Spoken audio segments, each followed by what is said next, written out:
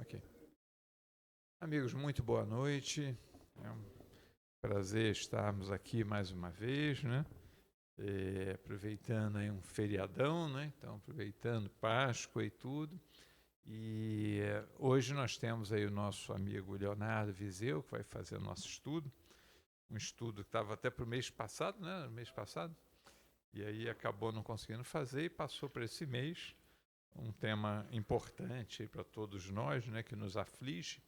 Então, vamos conversar um pouquinho sobre violência.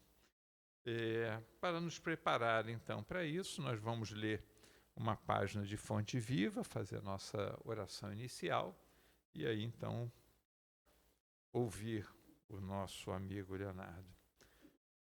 Pelo Espírito de Emmanuel, página de número 53, na pregação.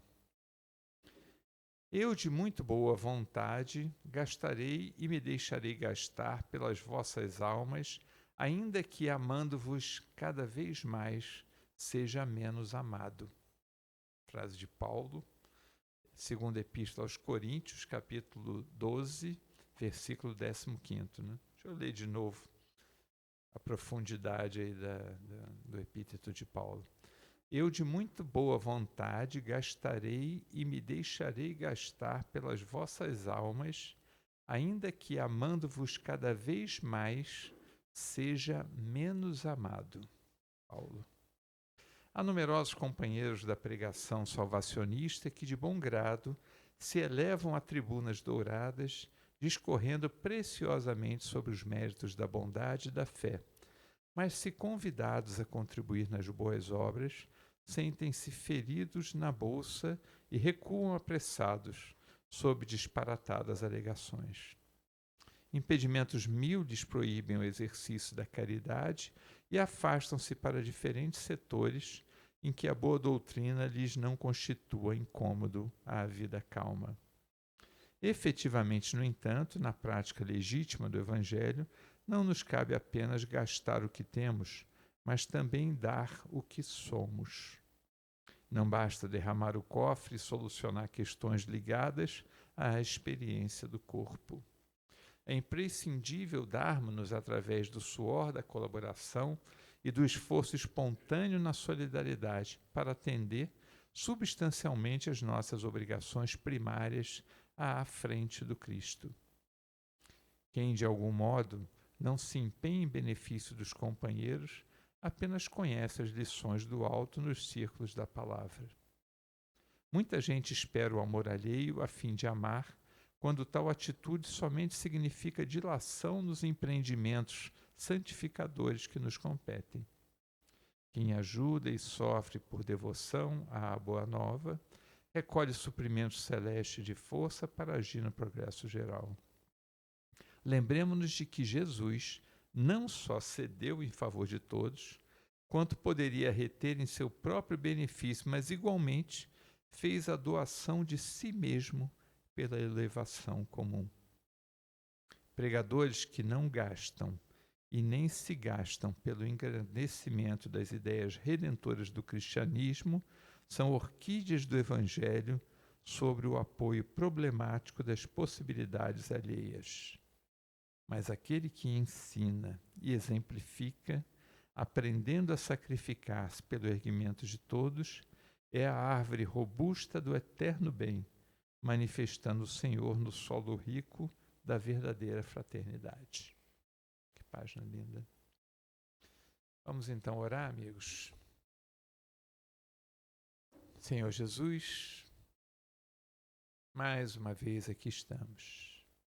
Mais uma vez chegando à tua casa, mais uma vez sendo acolhidos por ti, encontrando o abrigo do telhado que nos protege contra os intempéries, das agressões dos dois planos, do mundo lá fora. Aqui estamos mais uma vez, Senhor, trazendo a semente do Evangelho em nossos corações, mas esperançosos, que essa semente se transforme um dia na árvore robusta, frondosa, frutífera, para que possa alimentar a muitos, trazendo a sombra do sol causticante da vida e trazendo o alimento àqueles que têm fome. Obrigado, Senhor, por mais esse dia, que Tu possas envolver nosso irmão e amigo Leonardo, para que ele possa trazer as Tuas palavras aos nossos corações. Fica conosco agora e sempre, que assim seja. Leonardo, por favor.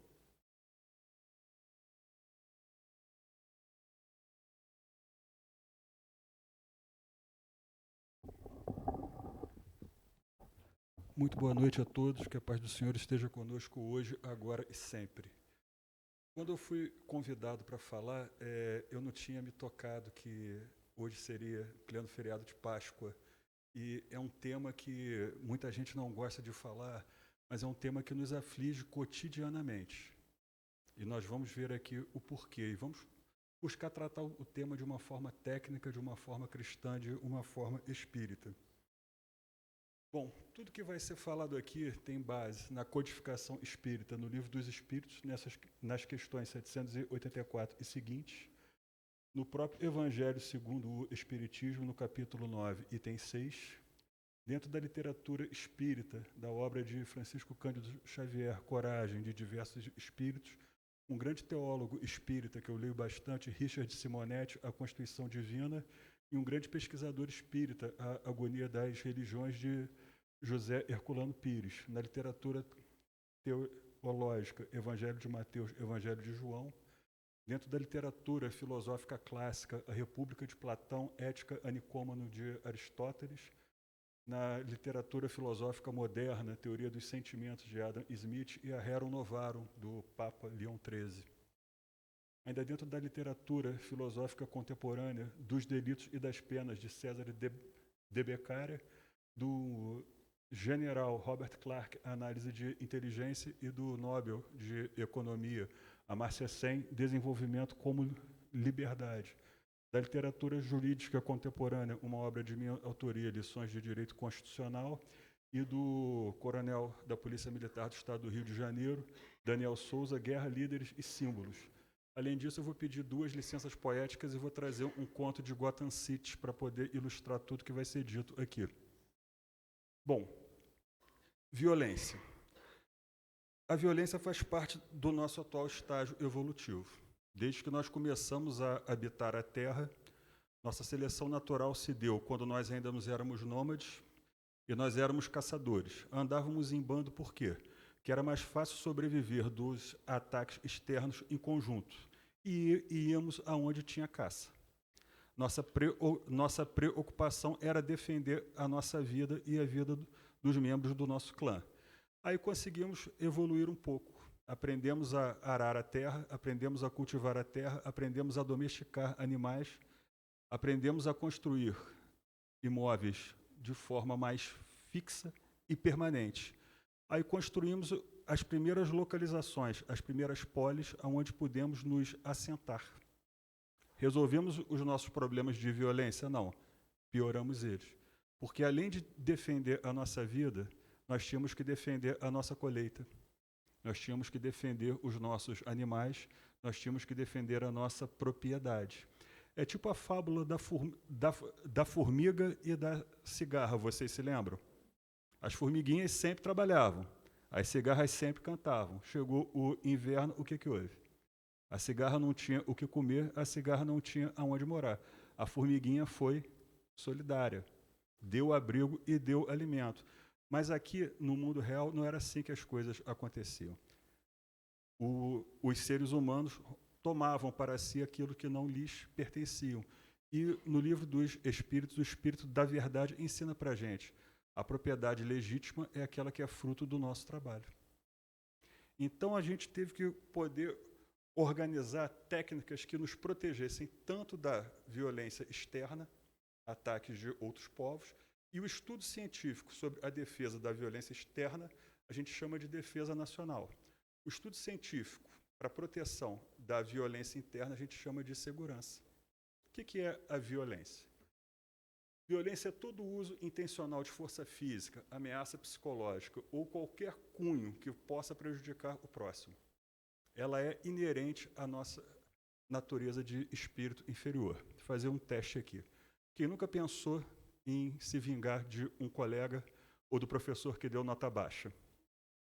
Quem nunca ficou imaginando na cabeça formas e formas de se vingar e não ser pego? Quem nunca colou na vida? Isso tudo é inerente ao nosso atual estágio evolutivo. Então, quando a gente fala de ciência de segurança pública, a gente não fala de acabar com a violência. A gente fala de trazer a violência para níveis toleráveis, tá certo? A violência ela se manifesta das mais diversas formas. A mais comum é aquela clássica, a violência física. É você utilizar o seu corpo para infligir dano ao corpo de outrem. Mas existe a violência psicológica, que finalmente começou a ser criminalizada, que é quando você utiliza de subterfúgios, palavras, para você atacar o outro aonde dói, para você enfiar o dedo na ferida sem que ninguém perceba. Existe a violência sexual. Como é que os homens das cavernas escolhiam as suas parceiras? Eles pegavam um tacape, batiam na cabeça, levavam para dentro da caverna e as violavam ali.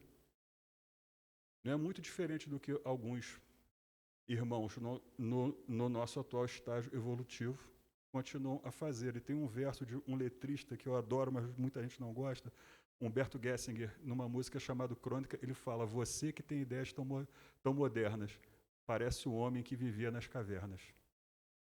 Existe a violência patrimonial, que nós falamos, é quando você toma de outrem aquilo que você não fez jus pelo fruto do seu trabalho. E existe a violência social ou violência estrutural. É quando você mantém determinado povo em estágio de atraso para poder explorar o atraso deles para ganho pessoal. Aí vamos falar sobre o que é segurança. Segurança é a ciência da percepção do medo. Quando você trabalha com segurança pública, você vai ver quais são os fatores que causam intranquilidade àquela localidade e vai propor as medidas necessárias para devolver a paz. Quando eu era criança, com 11 anos, no Fonseca, Niterói, a única preocupação que eu tinha era se o seu Baeba, que era o dono da birosca, que ficava na esquina lá da rua, ia aceitar vender a Coca com o casco de Fanta. Quando eu tinha 11 anos, eu fiz concurso para o Cefet, no Maracanã, e com 11 para 12 anos eu pegava um ônibus do Fonseca até a Leopoldina, e da Leopoldina eu pegava um outro ônibus até o Maracanã. E voltava andando depois do Maracanã até a Leopoldina para poder pegar um ônibus, 11 para 12 anos. Hoje, com 11 para 12 anos, alguém se sente tranquilo de deixar o filho fazer isso? Então, existe algo que a segurança vai estudar para entender o que está acontecendo, que você não se sente mais seguro, mais tranquilo, para permitir que seu filho brinque na rua. Então, quando a gente faz todo esse estudo da ciência da percepção do medo, a gente entra na segurança pública.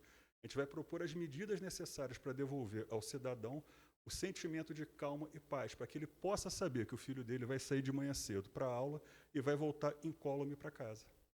Para que ele possa se sentir calmo, sentir paz, em deixar o filho dele brincar na rua, em deixar o filho dele ir na farmácia comprar um remédio, e ele ter a certeza que o filho dele vai voltar para casa incólume, são e salvo. Tá certo? Bom, quando a gente fala em segurança pública, a gente fala em autorizar os agentes de segurança pública a usar força moderada. O que é força moderada? É o esforço necessário para você repelir a violência injusta e evitar a perda de vidas. Pode ter como consequência a fatalidade? Pode, tanto para um lado quanto para o outro. Mas a gente tem que ter em mente que errado não é o Estado combater o crime. Errado é a pessoa cometer o crime. E a ideia não é exterminar. A ideia é reeducar, é reabilitar. A classificação, isso aqui é a base legal.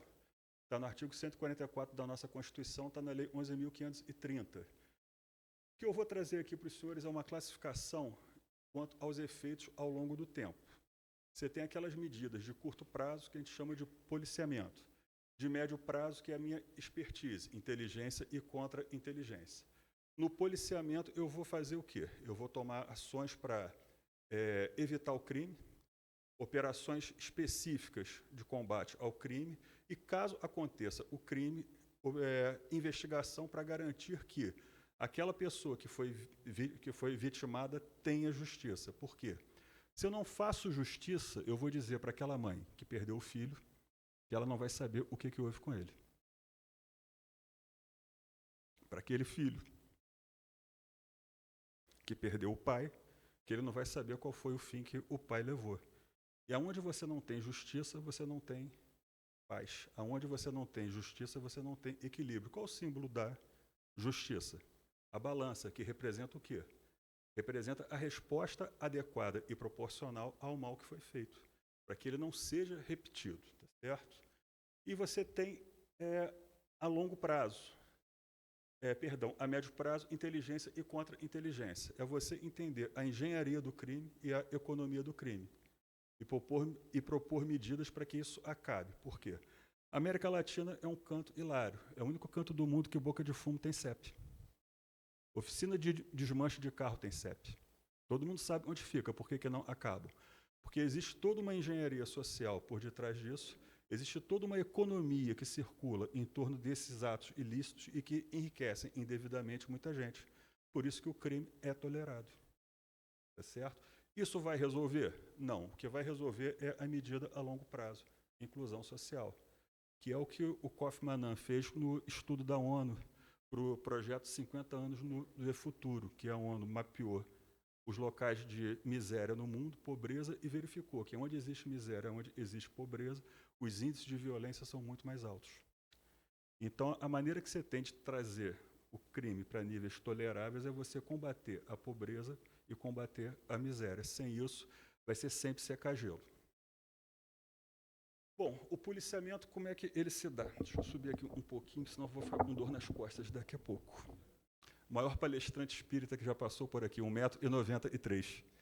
Tá certo? Bom, patrulhamento é aquela medida preventiva, é você botar o agente de segurança na rua, para que as pessoas vejam o agente de segurança na rua e se sintam tranquilas. E se sintam seguras, saibam que nada vai acontecer a elas. E se acontecer, alguém vai tomar conta delas. As operações táticas são aquelas medidas específicas de combate pontual.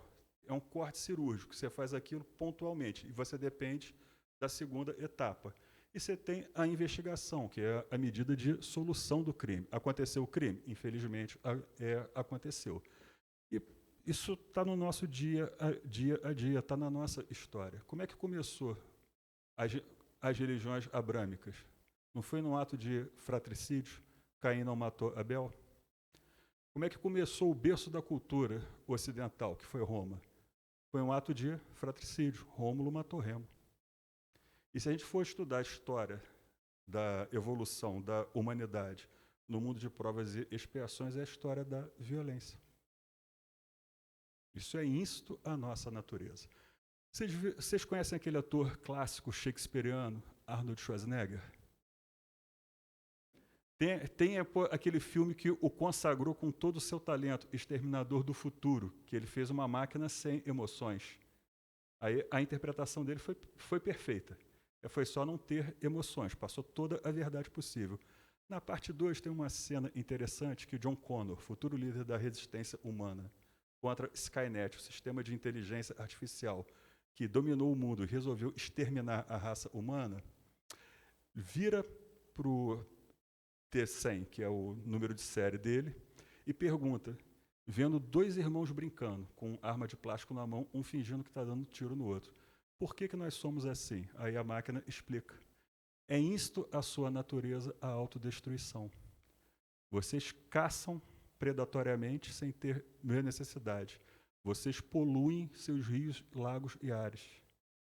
Então, quando vocês criaram o nosso sistema de defesa do planeta, chegamos à conclusão lógica que para salvar o planeta tínhamos que exterminar a raça humana.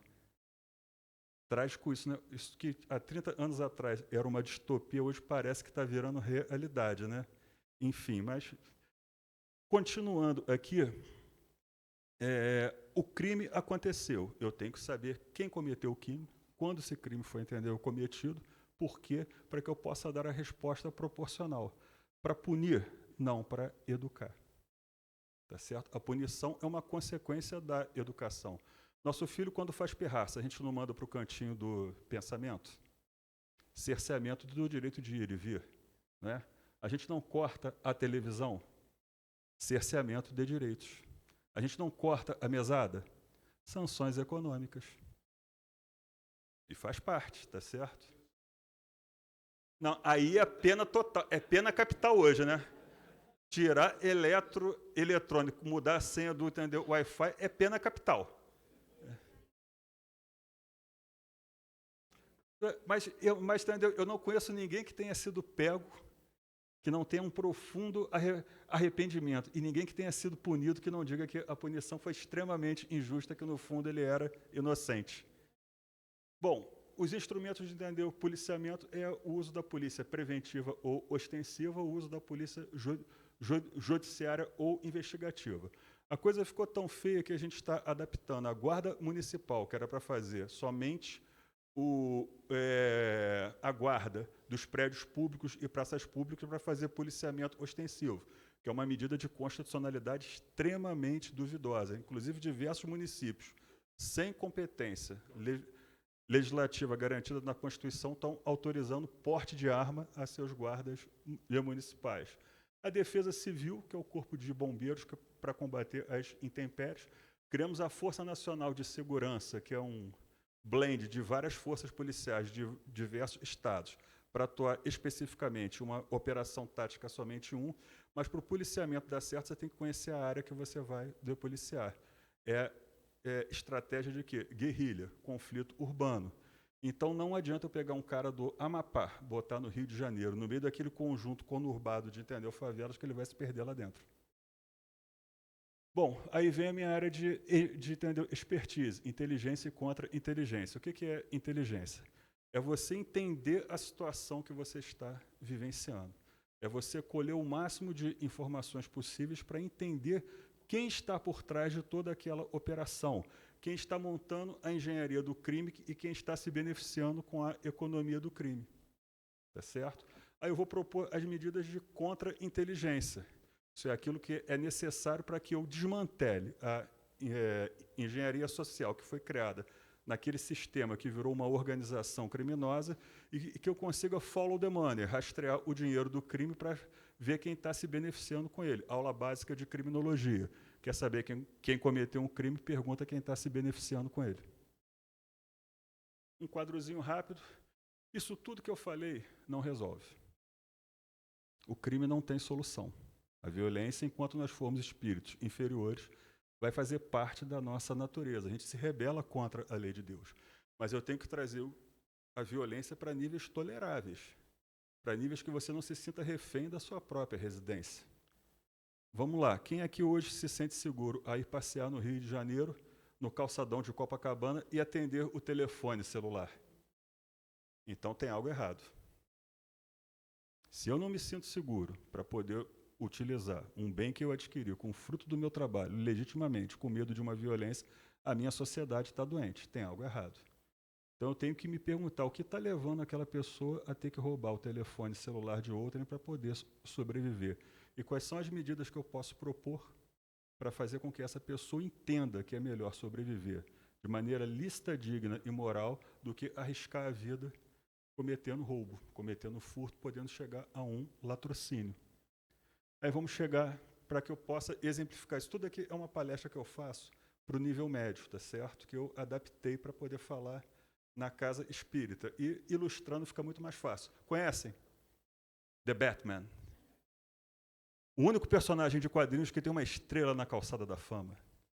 E nossa história começa com o bilionário Bruce Wayne. Aí é fácil você ser herói, né? De manhã cedo, com o seu terno de corte inglês, bem cortado, com o seu sapato italiano bem, entendeu, engraxado. No seu Rolls Royce, indo com o seu mordomo Alfred, ele vai ao clube de gentlemen de Gotham City. E lá ele ganha uma nova proposta de investimentos. A área do cais do porto de Gotham está degradada, acabada. Investidores e empreendedores de Gotham City resolvem transformar aquela área degradada, aproveitando da baixa do preço dos imóveis, em um futuro empreendimento imobiliário luxuoso, onde investir é a certeza do lucro. Bruce Wayne se lembra que foi exatamente naquela área que perdeu os pais. Mas não era uma área que estava tão degradada assim. E como Batman, ele resolve fazer a primeira etapa da segurança pública, o patrulhamento. Ele resolve ir no cais do porto como Batman patrulhar. Chegando lá, ele ouve 2 disparos. Olha para o lado, vê uma pessoa saindo armada de uma loja. Ele faz o quê? O policiamento ostensivo. Chegando lá, ele consegue deter o rapaz, entra na loja e percebe que o casal, o dono da loja, foi morto. Mas foi morto diante do filho dele, que se chamava Marcos. Isso fez um gatilho emocional que ele lembrou do trauma que ele sofreu quando tinha a idade parecida e que ele nunca conseguiu superar, que foi a perda dos pais dele. Acompanhou o rapaz até o serviço de assistência social, que era uma criança de 10 anos, e relembrou de tudo aquilo que ele passou. Dormiu muito mal. Por quê? Parou para poder pensar que a violência destrói vidas. O pilar da nossa sociedade é a segurança pública. Se você não garante tranquilidade e segurança, ninguém vai poder abrir um comércio naquela localidade, porque ele vai ser assaltado tanto que ele vai falir. Ninguém vai poder manter uma escola aberta, por quê? Você vai ter medo que seu filho seja vítima de violência no trajeto de casa para a escola, da escola para casa. Toda a nossa vida em sociedade depende da segurança pública, porque é ela que combate a violência, é ela que torna a violência aceitável, tolerável, ela que coíbe, tá certo? Então, onde você não tem segurança pública, você não tem sociedade, você tem barbárie. O que nos separa da barbárie é o respeito à lei. O que nos separa da selvageria é termos cultura. Sem cultura, sem respeito à lei, voltamos à época que escolhemos as nossas parceiras mediante tacape na cabeça delas. E o que ele resolve fazer? Ele resolve entender o que houve com o cais do porto. E se disfarça de entender indigente e durante semanas fica andando no cais do porto. E descobre que aquela área que outrora foi próspera começou a sofrer quando a empresa de papel celulose foi fechada, indo para o exterior. A companhia de docas de Gotham City fechou. E o estaleiro de Gotham City fechou também. O que aconteceu? Sem emprego, sem meios lícitos, dignos e morais de sobrevivência, os moradores começaram a sofrer violência. As pessoas começaram a optar por sobreviver por meios ilícitos, indignos e imorais. Uma quadrilha de tráfico de drogas se instalou no cais do porto. E, além de traficar, eles estavam subornando alguns agentes de segurança pública para poderem facilitar para eles, para que eles pudessem traficar sem ser coibidos. E é onde o tráfico impera, a barbárie impera. E, além disso, ele percebeu que o preço dos imóveis estava caindo vertiginosamente. E aqueles empresários do começo da história estavam se beneficiando, porque eles estavam comprando os imóveis para demoli-los a preço de banana. Ele ficou se perguntando quem será que está por trás do suborno aos agentes policiais. Colheu todas as informações, etapa de inteligência. Foi fazer a etapa de contra-inteligência, planejou operações táticas para acabar com o tráfico ali. Interceptou um carregamento de drogas, prendeu a todos. Foi até ao laboratório que processava, vulgo boca de fumo, prendeu a todos. Só que, para surpresa dele, quem é que tinha sido cooptado pelo crime? Por quê? Ficou órfão, não tinha quem cuidasse dele, não tinha quem amparasse. A única opção para não morrer de fome era trabalhar como olheiro do tráfico. Aí vem o uso de força moderada, que às vezes é não usar a força. O garoto apontou a arma. Ele poderia facilmente ter desarmado. O que ele fez? Conversou. Por quê? O garoto estava há pouco tempo no crime. Ele não queria estar no crime. Ele foi para o crime por falta de opção. Conseguiu acabar com o tráfico naquele dia. Mas, no dia seguinte, sem emprego, sem trabalho, o que iria acontecer? Alguém iria retomar as operações de tráfico de drogas ali. Como o Batman, ele poderia fazer algo mais, mas como Bruce Wayne. o que ele fez? Foi até aquele gentleman de Gotham City falou que a Fundação N e a Wayne Enterprise tinham outros planos para o cais do Porto. Aí ele perguntou quais. Hoje de manhã fiz uma oferta irrecusável. Comprei a antiga companhia de docas, que estava fechada. Comprei o antigo estaleiro, que estava fechado. E comprei a antiga empresa de papel, que estava fechada. E mandei abrir. Ele falou, você está jogando dinheiro fora. Ele falou, o dinheiro é meu, eu tenho muito, eu faço o que eu quero com ele. E ainda no clube de gentlemen de Gotham City, no fim da tarde, o comissário Gordon chegou com vários policiais prendendo os empresários que estavam por detrás de todo o suborno aos agentes de segurança que deveriam patrulhar o cais do porto e não patrulhavam para deixar o tráfico florescer. Receberam um dossiê fechado com todas as provas de fotografia de suborno e todos os atos. Isso parece ficção, mas vocês se lembram que há 2 anos atrás São Paulo sofria com a Cracolândia, né? O que era a Cracolândia? Era o PCC pegando pessoas usuárias e dependentes químicas e jogando em determinadas regiões do centro antigo de São Paulo, onde o comércio era forte. Com 3 meses daquelas pessoas ali, ninguém mais ia naquela região. O preço dos imóveis caía. Eles compravam por 1/10 do valor de mercado, tiravam aquelas pessoas dali e reaqueciam o preço para poder revender. Depois que nós entendemos a engenharia que tinha por detrás daquilo e o que estava acontecendo, acabamos com tudo. É o trabalho de quê? Inteligência e contra-inteligência. E o que ele fez? Reabriu a companhia de docas, reabriu a empresa de papel celulose e reabriu o estaleiro. Margem de lucro ínfima, em termos financeiros, mas em termos humanos, sem preço. E com o tempo, ele devolveu a dignidade àquelas pessoas. As pessoas voltaram a poder sobreviver por meios lícitos, dignos e morais e voltaram a poder andar naquela região tranquilamente, sem medo de assalto ou serem abordados por alguma pessoa dependente química querendo roubar para poder comprar droga. E assim termina a nossa história. Ele acabou com o crime em Gotham City? Não, não vai acabar, tá certo? Mas tornou o crime tolerável? Tornou. E muitas vezes só depende de quê? De boa vontade das pessoas envolvidas. Como eu falo sempre, Batman no mundo real não tem, que seria crime de vigilantismo.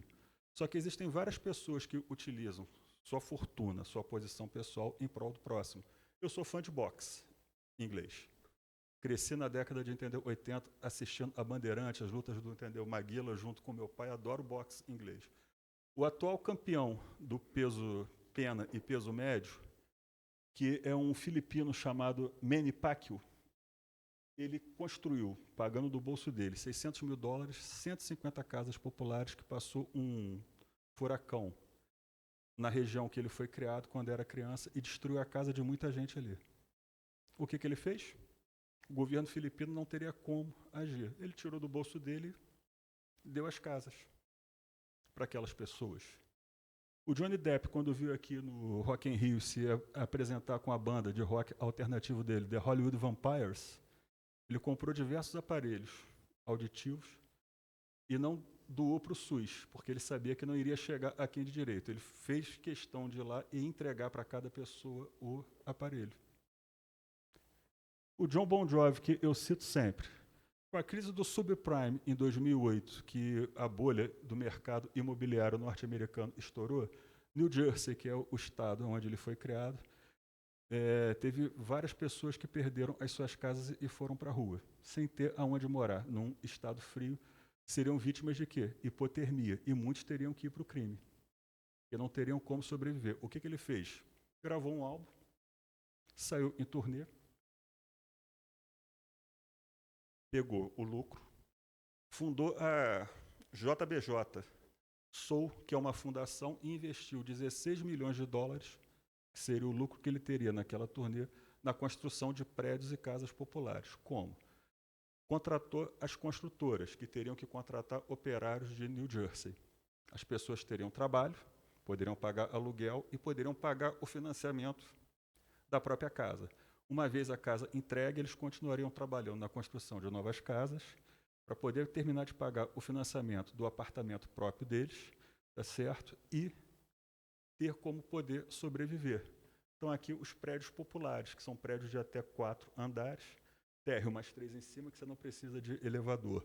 O custo da construção fica muito barato e no térreo ele fez várias salas comerciais para que as pessoas pudessem montar salão de beleza, pudessem montar barbearia, pudessem montar negócios próprios e sobreviverem por meios lícitos, dignos e morais. Parou aí? Não. Montou uma rede de restaurantes populares que você pode pagar pelo almoço o que você puder. Se você não puder pagar, você pode chegar mais cedo, ajudar no preparo ou ficar depois e ajudar a limpar tudo. E mantém isso com recursos próprios. Eu sempre fui fã dele. Eu tinha banda de cover quando era garoto mais novo, né? Que garoto ainda sou, mas quando era mais novo, tá certo? E já toquei muito, You Give Love a Bad Name, Born to Be My Baby, porque eu sempre gostei de tocar Bon Jovi, porque eu sempre toquei teclado nas bandas. E era uma banda que tinha um tecladista fixo, então toda música eu podia tocar, né? Enfim, eu já era fã do músico, agora fiquei muito mais fã do ser humano, tá certo? Aqui no Brasil nós temos essas iniciativas? Temos. Em 2007, a Polícia Militar do Estado do Rio de Janeiro lançou um programa de policiamento comunitário, que era o GPAI, Grupamento de Policiamento em Área Especial, que era para trazer aquele conceito de policiamento familiar para as áreas de risco. O projeto piloto foi o Morro do Cavalão, em Niterói, que é uma favela que tem 4.000 moradores. A ideia era fazer um posto policial permanente ali, que você tivesse quadra, você tivesse sala de aula para reforço escolar, atendimento ambulatorial, médico, odontológico, e biblioteca. Você iria trazer parcerias da iniciativa privada para montar creche ali. De manhã cedo, o policial se comprometia a fazer a escala, pegar as crianças, levar para a creche e levar para a aula. Acabou a aula, acabou a creche, ele levava para casa. Se os pais não estivessem em casa, ficavam no quartel até os pais chegarem. Bacana, né? Aí vem aquilo que eu falei, violência estrutural. Veio 2008, esse projeto piloto, que era maravilhoso, foi todo corrompido e virou a unidade de polícia pacificadora. Se você fala que você vai pacificar pela força, você entra na lógica de guerra, que é tudo que aquelas pessoas não precisam. Porque a maioria das pessoas que moram em área de risco social são pessoas honestas que querem sobreviver de maneira lícita, digna e moral. Elas não querem mais troca de tiros, elas querem o quê? Tranquilidade, segurança. E foi tudo que o governo do Estado não entregou para elas. Tá certo? Bom, e aqui o que houve? Durante o período em que o grupamento de policiamento de área especial do Morro do Cavalão ficou operando com essa lógica, a violência não foi extinta, mas caiu muito. E as pessoas passaram a ver o agente de segurança pública não como um inimigo, mas como um parceiro. Certo? E nós temos as iniciativas religiosas, que aqui no Brasil são os grandes exemplos que a gente pode dar. E qual é o lema mesmo da nossa religião? Fora da não há salvação. E quando você fala em fazer inclusão social, você fala em fazer o quê? Caridade. Divaldo Pereira Franco, ele começou o orfanato dele, inicialmente para 10 crianças que tinham perdido os pais, aumentou para 20, aumentou para 30, e foi crescendo, crescendo, crescendo, e ninguém falou para ele que tinha limite de entender a aceitação de novos órfãos, e em aproximadamente mais de meio século de atividade filantrópica, ele conseguiu orientar aproximadamente 600.000 pessoas que ele tirou do crime, que ele deu educação, atenção, amparo. Pega 600.000 e multiplica por 4, que é o número de familiares. Isso deu aproximadamente 2,4 milhões de pessoas que durante esse tempo todo ele conseguiu vocacionar para o bem. Tá certo? Hoje, eles servem gratuitamente aproximadamente 5.000 refeições por dia, Aí se você botar um custo de, vamos botar barato, R$10 cada refeição, isso dá R$50 mil por dia de despesa. Botar de segunda a sexta, 5 dias. Isso dá R$250 mil de custo por semana só em alimentação. Vamos botar que são 4 semanas por mês, isso dá R$1 milhão. Eu me lembro que na década de 80, eu, no auge da minha arrogância adolescente, era jovem da Mocidade Espírita do grupo Leôncio de Albuquerque, e Divaldo foi para lá fazer uma palestra concorridíssima.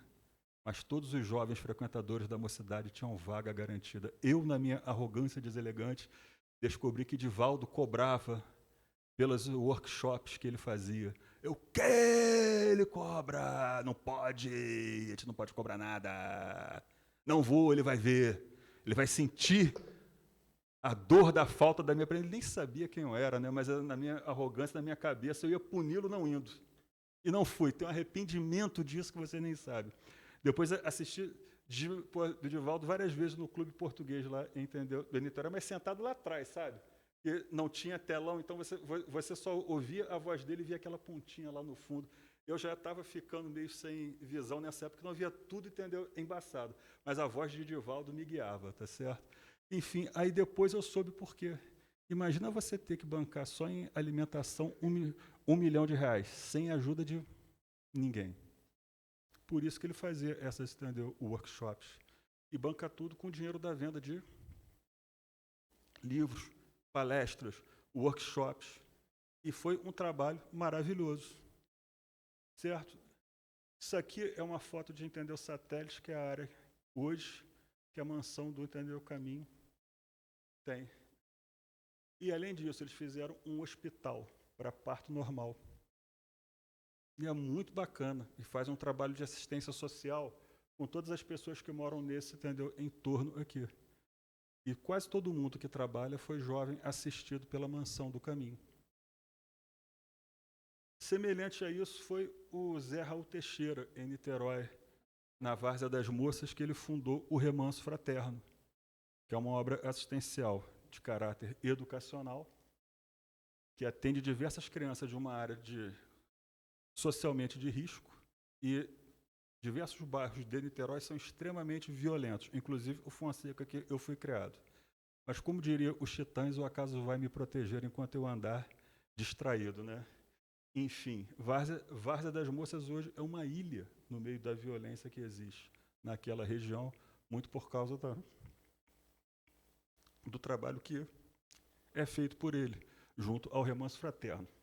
Por que eu gosto muito dele? Porque ele se tornou espírita frequentando o culto no lar na casa da minha avó, o Zé Raul Teixeira, muito amigo da minha tia. Vania, a minha esposa que está aqui, ela sabe.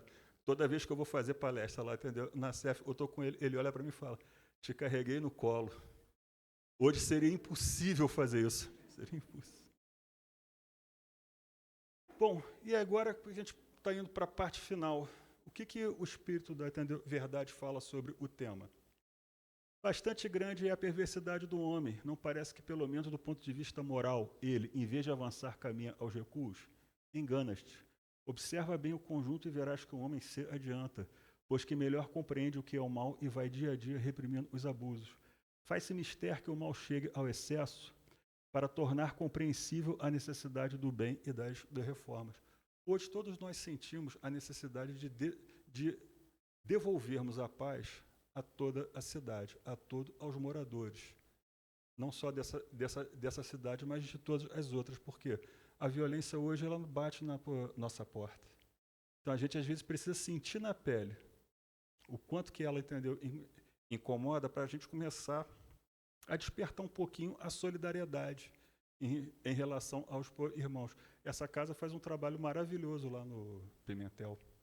E toda semana está sempre procurando novas pessoas, novos, entendeu, voluntários para aquele trabalho. Porque às vezes é só naquele dia que aquelas crianças vão ter um pouquinho de alento, ter um pouquinho de noção de certo e errado, de bem e mal. E através da, entendeu, educação religiosa, você vocaciona para o bem. Qual a causa da instabilidade das leis humanas? Nas épocas da barbárie, eram os mais fortes que faziam as leis, e eles as fizeram para si. À proporção que os homens foram compreendendo melhor a justiça, indispensável se tornou a modificação delas. Mais estáveis se tornam as leis humanas à medida que se aproximam da verdadeira justiça, isso é, à medida que vão sendo feitas para todos e se identificam com a lei natural. O que o Cristo nos entendeu, ensina? A perdoar, não é? Moisés veio com que proposta? Trazer a lei de justiça, respeito, não é? Isso é, você dá a resposta proporcional ao mal que te foi feito. Cristo veio com que proposta? Ensinar a lei de caridade. Perdoa. Não é? Aí veio o Espírito da Verdade 2000 anos depois, trazer a lei de caridade. Não basta que eu respeite aquele que me fez o mal, que já recebeu a justiça de Deus.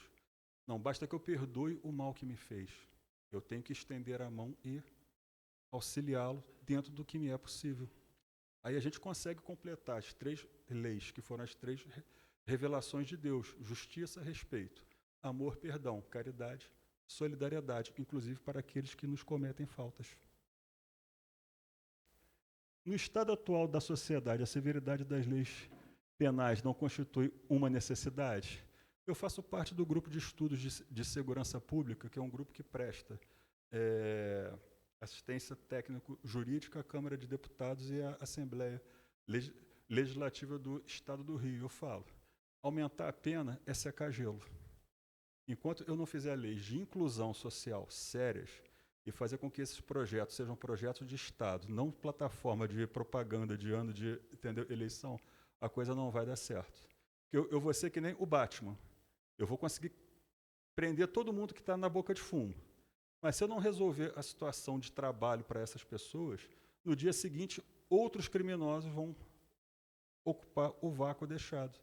E é um projeto de Estado que só vai se efetivar a longo prazo. E depende de quê? Educação. Se Divaldo não tivesse feito aquele trabalho, pelo menos 2,4 milhões de pessoas poderiam ter sido cooptadas pelo crime na Bahia. E não foram. E a gente hoje acha que o direito penal é a resposta para tudo, né? Diminui a maioridade penal, aumenta a pena. E a primeira coisa que a gente ensina para o nosso estudante de direito na aula de Penal 1 é que o direito penal é a última resposta, a última ratio. Você só aplica o direito penal quando todo o resto falha.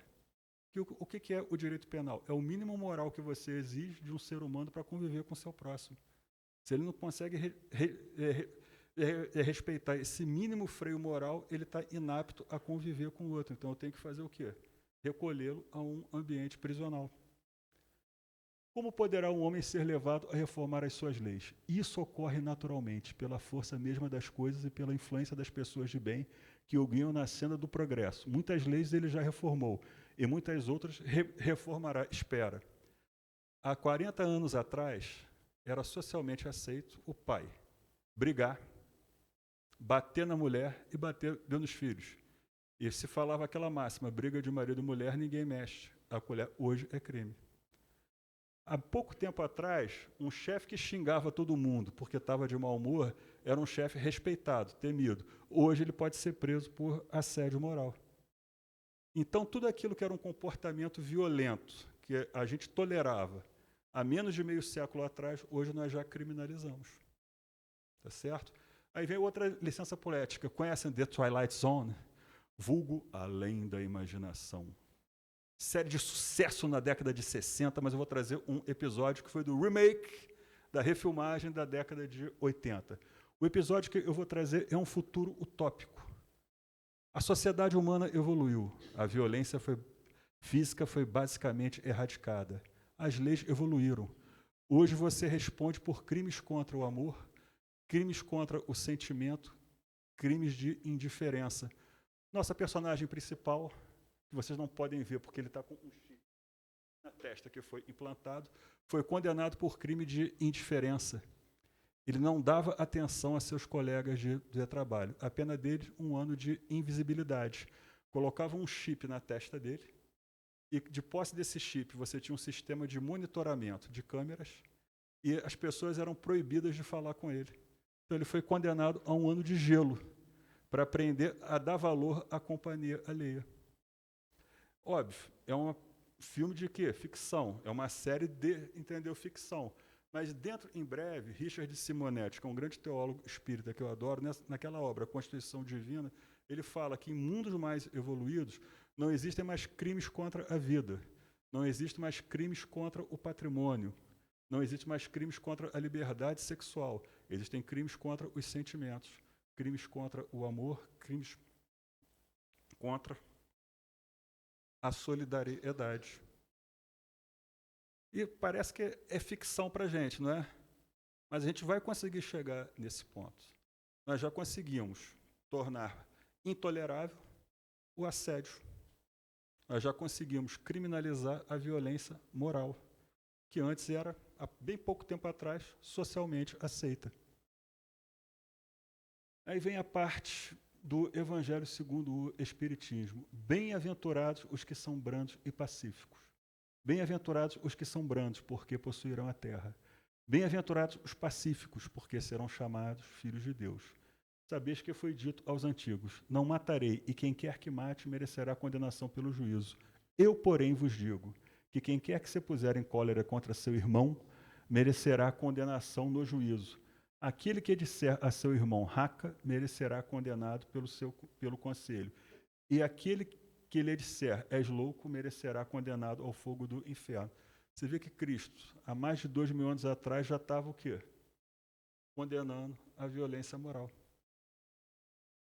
Então, lá ele já falou, vai ser chegada uma etapa que vocês vão se sentir incomodados com a violência moral. E essa etapa já está chegando. De maneira muito sutil, de maneira muito leve, mas a gente vê que os bons exemplos florescem. Vocês já ouviram falar em Jerônimo Mendonça, o gigante deitado?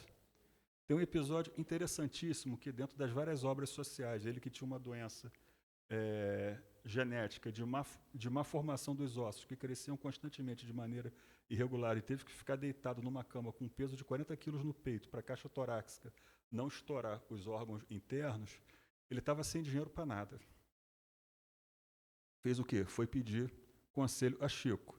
Chico falou com ele: filho, pega aquela Kombi que te carrega, pega a sua maca e vai no Canecão ver um show do Roberto Carlos e fala com ele. Eu, por quê? Fala com ele que vocês estão na mesma faixa evolutiva. Ele pegou a Kombi, foi, aí quando viram aquela Kombi, ambulância chegando, pô, meu Deus, o que é isso? Tem um doente atropelado. Aí quando viram, era um homem numa maca doente, ele falou: eu queria falar com o Roberto. Pô, ficava difícil falar que não, né? Aí todo mundo ficou meio assim, constrangido, chamou, falou: claro, bicho, eu te ajudo, quanto que você precisa? Fez o cheque e deu. Aí fica aí que você vai assistir o show também. Ele ficou com a maca dele nos bastidores assistindo o show, todo mundo tirando foto, manchete no dia seguinte. Até os doentes saem do hospital para assistir o rei. Está no livro O Gigante Deitado. Esse episódio tem mais de 40 anos. E a gente vê que os bons exemplos têm. As boas pessoas ocupam até a casa de César, como diria Paulo de Tarso. Mas o bem ainda é o quê? Tímido. O mal ainda dá mais ibope, né? A gente prefere ver o quê? Aquelas séries de violência, de tiro, de morte, soco, luta, ou ver um documentário. Obrigado, Vivian. O que dá mais ibope? Por quê? Isso é íncito ao nosso atual estágio evolutivo. O nosso primeiro pensamento, a nossa primeira reação é qual? A vingança, a vendetta. Por isso que a gente faz o quê? A gente pensa antes de agir, a gente pensa antes de falar. A primeira reação é a emoção mais pura, é aquela que retrata quem realmente nós somos. Mas às vezes quem somos não é quem realmente queremos ser, né? Por isso que a gente precisa de freios morais, precisa da lei, precisa da escola, precisa da educação, precisa da família, para dar esses freios morais para a gente, para que possamos nos tornar versões melhores de nós mesmos.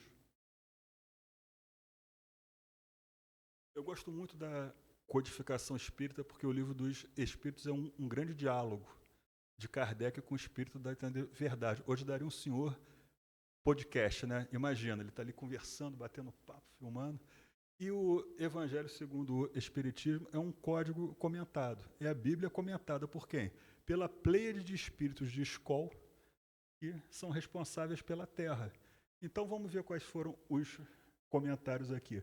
Por estas máximas, Jesus faz da brandura, da moderação, da mansuetude, da afabilidade e da paciência uma lei. Condena por conseguinte a violência, a cólera e até toda expressão descortês de alguém possa usar para com seu semelhante. Raca, entre os hebreus, era um termo desdenhoso que significava homem que não vale nada, e se pronunciava cuspindo e virando para o lado a cabeça. Vai mesmo mais longe, pois que ameaça com o fogo do inferno aquele que disser a seu irmão, és louco. Evidente se torna que aqui, como em todas as circunstâncias, a intenção agrava ou atenua a falta. Mas em que pode uma simples palavra revestir-se de tanta gravidade que mereça tão severa reprovação? É que toda palavra ofensiva exprime um sentimento contrário à lei do amor e da caridade, que deve presidir as relações entre os homens e manter entre eles a concórdia e a união.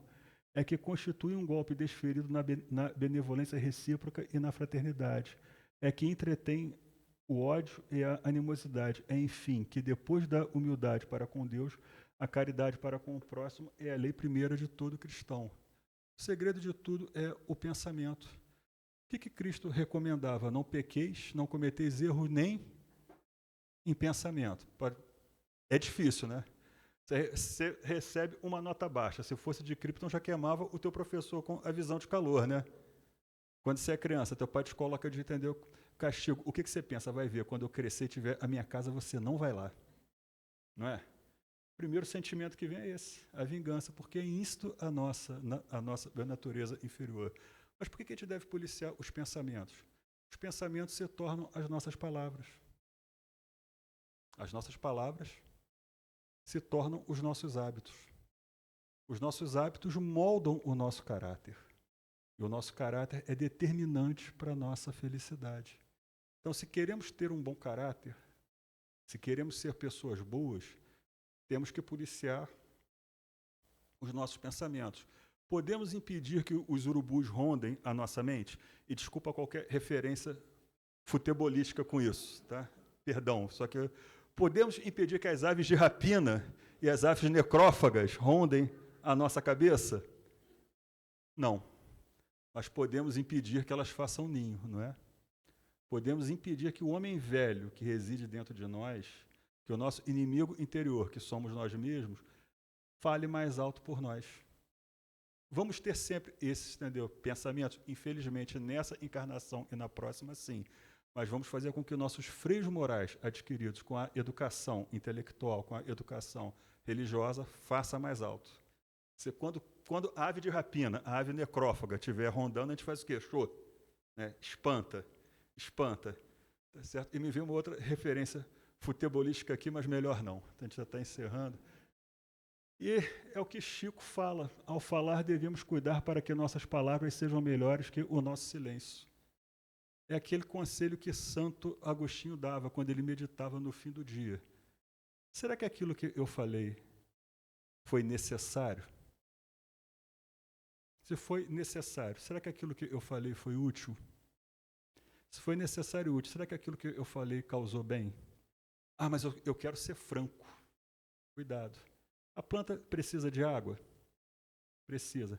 Mas ferve uma chaleira de água e joga na planta para ver o que vai acontecer com ela. A franqueza rude, que muita gente acha que tem direito de utilizar, é basicamente esse mesmo efeito. Muitas vezes a pessoa não precisa da nossa reprovação, não precisa da nossa cólera, precisa da nossa compreensão. Vamos pegar aquele exemplo do Batman. Quando o garoto apontou a arma, o que ele fez? Usou de violência? Usou de razão. É o que o Cristo ensina quando você tem que dar a outra face. Se alguém te mostra a face da violência, você tem que mostrar a face da razão. Comportamento gera comportamento. Por que a ideia da política de segurança pública, de polícia pacificadora, deu errado? Porque ela não tem como dar certo. Eu não consigo pacificar uma região utilizando uma lógica de guerra. Na guerra é matar ou morrer. E eu não quero que ninguém morra. Eu quero que as pessoas optem por meios lícitos, dignos e morais de sobrevivência. Para isso eu tenho que fazer o quê? Mostrar a outra face. E a outra face da violência é a inclusão social, é o trabalho, é você acolher aquelas pessoas. É você mostrar para aquelas pessoas que existem outros meios, lícitos, dignos e morais de sobrevivência. Eu fiz trabalho de assistência a interno penal pelo Grupo Espírita Leôncio de Albuquerque durante 4 anos. Muitas pessoas ali, elas não tinham noção que existia vida para além do crime, que no meio que elas foram criadas, participar do crime era o topo da pirâmide social. Aí quando você mostra para elas que existe vida para além do crime, que você pode sobreviver de uma maneira lícita, digna e moral, elas mudam de vida. Porque o sucesso para você fazer a reinclusão social é você desprofissionalizar a pessoa do crime. Quando você consegue desprofissionalizar a pessoa do crime e ela opta por sobreviver de uma forma lícita, digna e moral, ela nunca mais vai entender para o crime. E muitas vezes para isso você precisa botar um freio moral forte. A lei de ação e reação é esse freio moral forte? Não. Às vezes é a figura de Satanás que emana eternamente que vai fazer com que a pessoa pare. Por isso que as igrejas protestantes são as que mais ressocializam o interno penal no ambiente brasileiro. Por quê? Quer dizer que na sua religião, se eu fiz o mal, eu vou ter que pagar pelo mal que eu fiz? Quer dizer que eu vou ter que morrer? Não, você pode estudar, vir como médico, mas vai ter que trabalhar. Vai ter que pagar. E na sua? Filho, aceita Jesus que você está salvo. E o mal que eu fiz? O sangue do Cordeiro vai te remir deles. Fechei com vocês. Tá certo? Mas para o atual estágio evolutivo daquele irmão, é o que ele precisa. Tá certo? É o que vai fazer com que ele opte nessa vida pelo caminho do bem e abandone o caminho do crime. E a frase é essa: quando falares, cuida para que tuas palavras sejam melhores que o teu silêncio. E lembre-se que alto deve ser o valor das suas ideias, não o volume da sua voz. Falar sem pensar é disparar sem apontar. Hoje, com o fenômeno das redes sociais que trouxe à tona o que há de pior, não o que há de pior, mas uma das nossas piores facetas, né? Isso torna-se bastante, entendeu, atual. As redes sociais, que eram um campo para você compartilhar ideias, é um campo para você compartilhar o ódio, né? E relembrando Bertrand Russell, para que a gente possa encerrar. Em 1957, ele participou de um programa de televisão que era para ser de 40 minutos. Durou aproximadamente umas 4 horas. E o último conselho que ele deu foi em 1957. A tecnologia vai avançar. A informação vai chegar até muita gente. A gente não vai saber o que fazer com tanta informação. Quando você não sabe o que fazer com a informação que te é passada, você tende a cometer atos de violência e ódio. E entre amar e odiar, escolham sempre amar, porque o amor é sábio, o ódio é tolo. Tá certo? E a gente quer um caminho que nos leve à paz. Só que a gente se esquece, como Gandhi ensinou, que a paz é o caminho que a gente deve trilhar. E quando a gente tiver que fazer as escolhas de dar uma resposta, de querer estar certo, pensa sempre: eu quero estar certo, eu quero ter razão, ou quero ser feliz? Será que entrar nessa discussão, que é uma violência moral, vale a minha paz interior? Tá certo? E, na dúvida, opta sempre pelo bem. Pergunta sempre o que Jesus faria. E lembra sempre do conselho de Bertrand Russell: o amor é a escolha dos sábios. O ódio vai ser sempre a escolha dos tolos. Bom, muito boa noite. Que a paz do Senhor esteja conosco hoje, agora e sempre.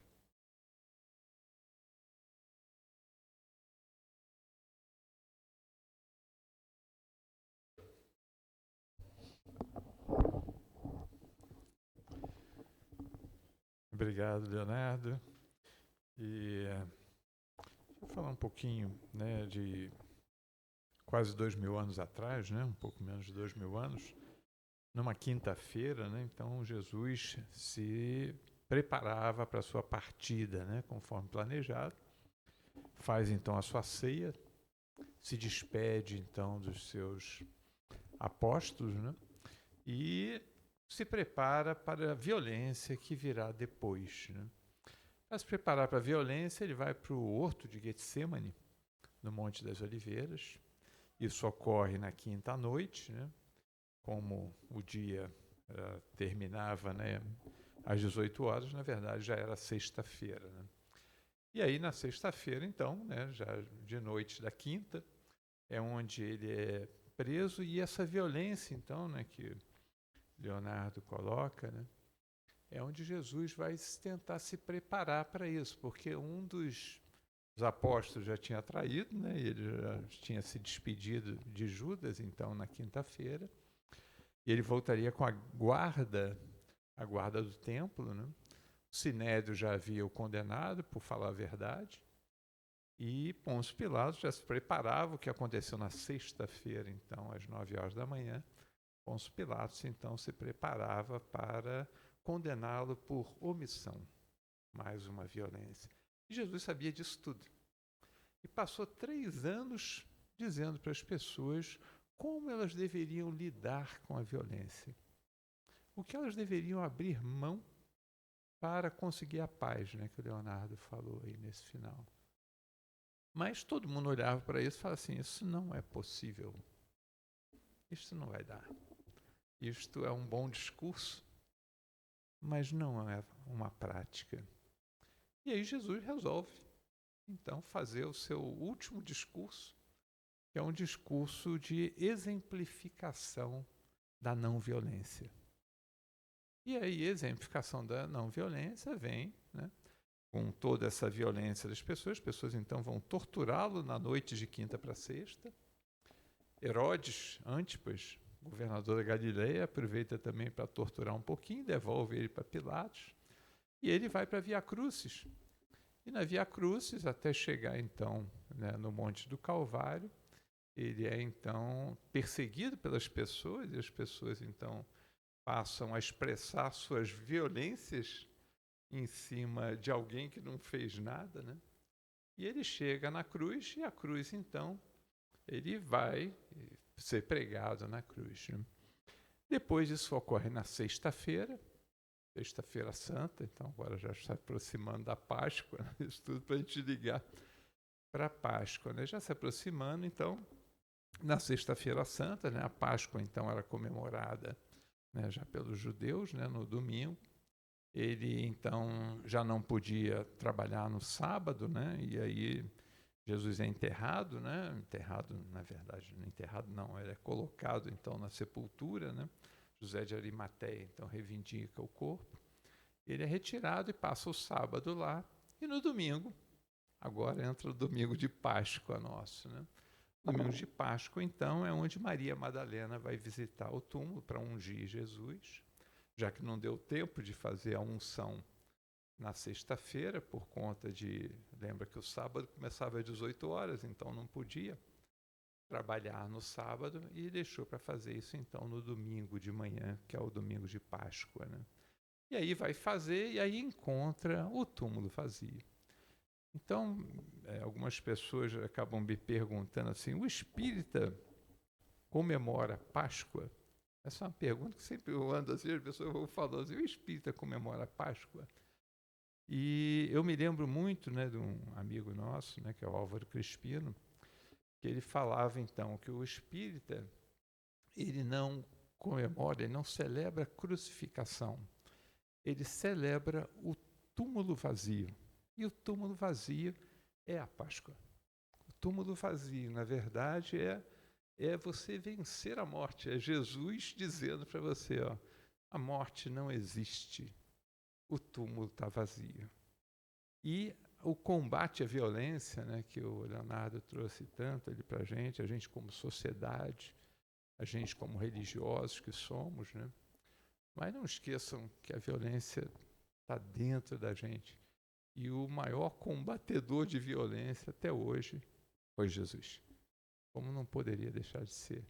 Então, o dia que a gente quiser pegar a nossa cruz, o dia que a gente quiser oferecer a outra face, o dia que a gente for obrigado a caminhar 1000 léguas, que a gente caminhe 2000. O dia que a gente for roubado e aproveita, deixa a manta também junto com as pessoas. O dia que a gente estiver fazendo isso, eu acho que a gente já acabou com a violência.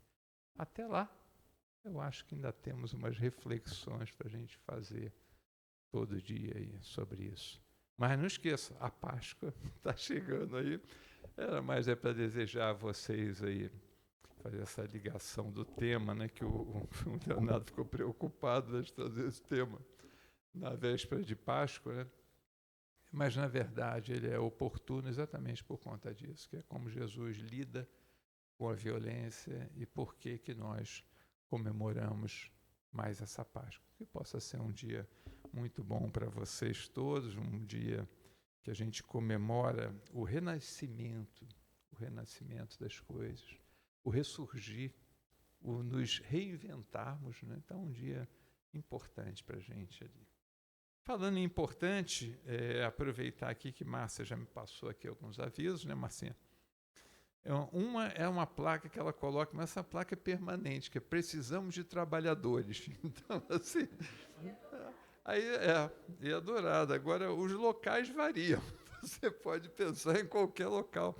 Precisamos aí de trabalhadores, né? Para evangelização, oficinas com crianças, jovens no Morro do Pimentel. Hoje, né, o Leonardo trouxe essa reflexão para a gente, né, de como é que a gente faz essas transformações socioeconômicas, né? O nosso papel nesse processo ali como membro da sociedade. Então, aqueles que desejarem colaborar, principalmente ali no Morro do Pimentel, nos sábados, mas também temos o trabalho Alta de Souza aqui na segunda, né, com comunidade da Beira-Linha, basta nos procurar que a gente orienta. Com relação à Associação Médico Espírita de Teresópolis, né, a Márcia também falou sobre o Dr. Domingos José Vaz do Cabo.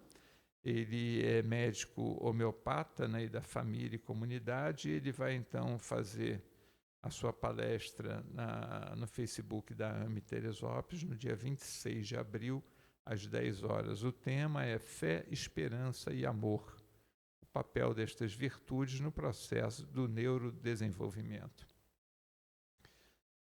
É isso, né? E agradecer a Chocantina, né? Muito obrigado pela lembrança. Cadê a garota propaganda? Edilene não veio hoje aqui? Edilene!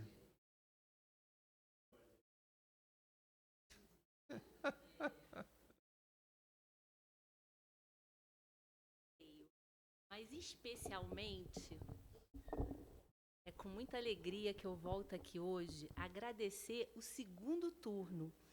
Eu tinha um aniversário sábado passado, era um jantar às 8h30. Eu falei assim, olha, 9 horas eu chego, porque 9 horas já tudo lá acabou. Eu tive que pedir licença, sair daqui e a casa estava lotada. Cheguei tarde no aniversário e não fiquei aqui até o final do evento. Então, assim, é com muita alegria que eu agradeço todas as doações, nós agradecemos todas as doações, a participação de vocês em consumirem as coisas, né, com o intuito de ajudar no Pimentel, mas principalmente o calor humano, a alegria de ver todo mundo conversando. Eu tenho certeza que os laços de amizade se entrelaçaram, se estreitaram no sábado passado. E a gente tem aqui na Casa de Cultura de Olinda Amorim essa preocupação em sermos uma família, em tornarmos aqui um lar, onde a gente possa, num momento, foi uma noite de muita alegria, né? Mas a vida da gente não é só alegria. Então tem aqueles momentos de dor, que a nossa doutrina é maravilhosa, porque ela é consoladora, mas não basta ler um livro, não basta assistir uma palestra. A gente precisa ter essa amizade, porque é na amizade que a gente abre o coração, a gente escuta um conselho, aceita um abraço. Então, é com muita alegria que a noite de sábado passado ficou um marco para a gente. Quem não estava aqui sábado passado? Não se preocupem, ano que vem vai ter de novo. Tá? Brincadeiras à parte, assim, a arrecadação foi muito boa mesmo. E esse mês, no dia 25, a gente vai fazer, eu não sei ainda se vai ser um rodízio ou se vai ser um festival de caldos, mas a gente vai ter um outro momento aí de confraternização e arrecadação para o Pimentel. Muito obrigada.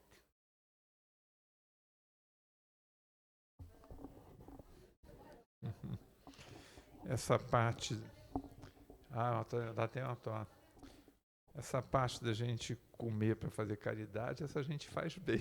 Essa daqui, essa ninguém precisa pressionar, não, que a gente faz sozinho isso daqui. Fica tranquilo ali com a gente ali, tá, Edili?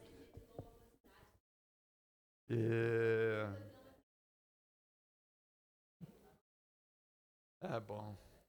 Amigos, alguém nos visita hoje pela primeira vez? Como vai? Ah, bom, eu já tive a oportunidade de falar. Pode falar seu nome para o pessoal? Fátima, né? Como vai, Fátima? Tudo bem? Tudo bem? Quem mais? Ah, você aqui, como vai? Tudo bem? Como é seu nome? Ana. Tudo bom, Ana? Tranquilo? Quem mais? Deixa eu ver você, seu nome? Arthur. Tudo bom, Arthur? Seja muito bem-vindo. Quem mais?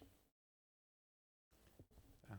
Então, espero que tenham gostado de estudo. Também querendo alguma informação aí sobre a casa, é sempre um prazer para nós poder orientar e poder recebê-los aqui e revê-los em breve, tá? Arthur. Amigos, vamos então terminar aí a nossa primeira parte aí dos trabalhos, para a gente passar para o trabalho de passe. E nesse trabalho de passe, então, nós vamos, aqueles que desejarem tomar passe, por favor, aguardem, que nós chamaremos ali, tá? Deixa eu ver quem que eu vou chamar aqui. Daniel, você não quer fazer a nossa prece, não, Daniel? É claro. Está aqui, vem embora, vamos embora. Vamos lá, Daniel. Pode ir. Não, vem aqui.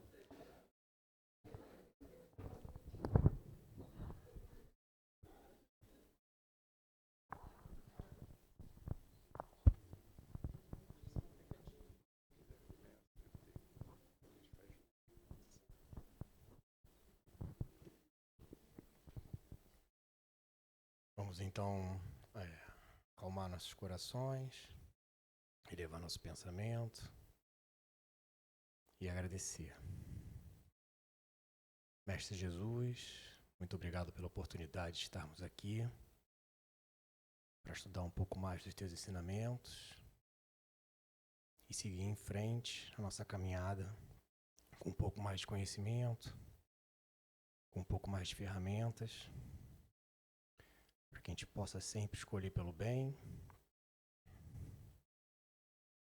e usá-lo para a nossa evolução.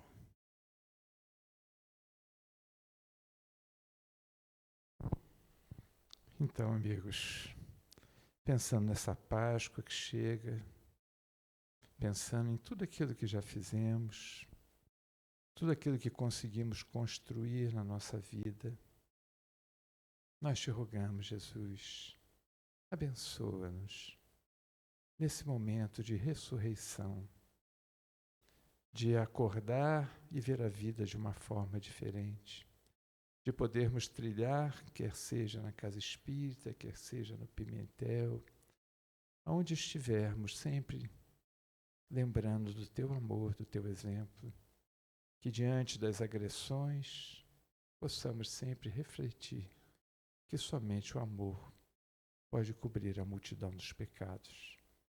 Obrigado, Senhor, por mais esse dia de aprendizado em nossas vidas. Fica conosco agora e sempre.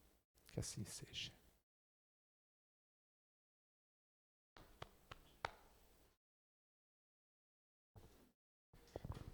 Vamos passar o trabalho de passes.